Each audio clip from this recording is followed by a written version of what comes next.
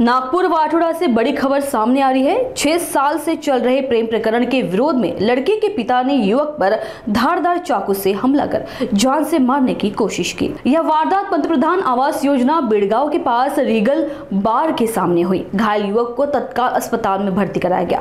Wathoda police ने गंभीरता को देखते हुए आरोपी को गिरफ्तार कर मामला दर्ज किया है। आगे की जाँच जारी है। आम्ही नाईट ड्यूटी असताना 1 तारखेच्या रात्री अंदाजे 1:30 वाजताच्या सुमारास रक्ताने माखलेला इसम आला त्याच्या मित्रासोबत।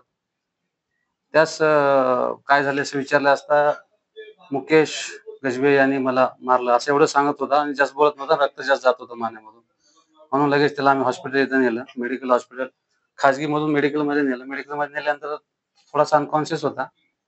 तसं वरिष्ठांना माहिती देण्यात आली, कंट्रोल रूम सर्वांना माहिती देण्यात आली। तसे डीसीपी मॅडम यांचे झोन 4 यांच्या आदेशाने मग आरोपीसाठी पकडण्यासाठी डीबी पथकाला पण माहिती देण्यात आली। वरिष्ठ पीआय साहेब आमचे त्यांना माहिती दिली होती। मग त्यांनी जखमी अवस्थेत त्याचं बयान नोंदवण्यात आलं। त्या बयानाप्रमाणे गुन्हा दाखल करण्यात आला। डॉक्टरांनी थोडंसं स्टेबल झाल्यानंतर आम्हाला परमिशन दिली होती घेण्यासाठी बयान। आणि आरोपी हा काल रोजी डीबी पथकाने पकडला आहे, आणून ताब्यात दिलाय। त्यास अटक करण्यात आली आहे। आज त्याचा पीसीआर घेण्याकरता आम्ही जात आहोत।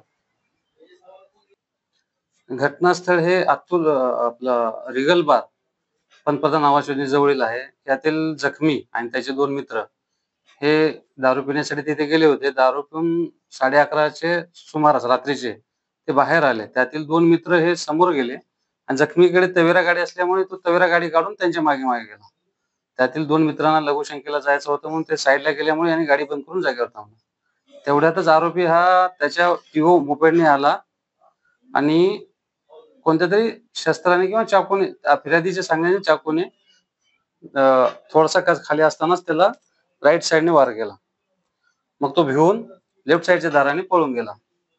पळून गेल्यानंतर तो जखमी अवस्थेत असल्याने मित्र त्याच्या मागे लागले धावत त्याला पकडण्यासाठी। तर तो मोपेडवाला पळून गेला आरोपी, आणि हा जखमी पण पळत असल्यामुळे त्याचा शोध घेतले। तो काटेरी वराने पळून गेला, पण तो मिळाला नाही।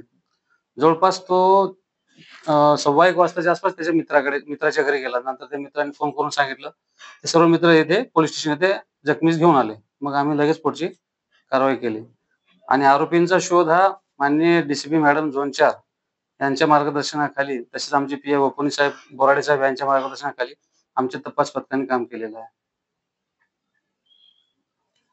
फिर्यादीच्या रिपोर्टमध्ये त्यांनी सांगितलेलं आहे की यातील आरोपीचे मुलीसोबत मागील 6 वर्षापासून त्याचे प्रेम संबंध होते, पण त्यांच्या घरच्यांना हे प्रेम संबंध पाहिजे नव्हते किंवा त्यांना मान्य नव्हते।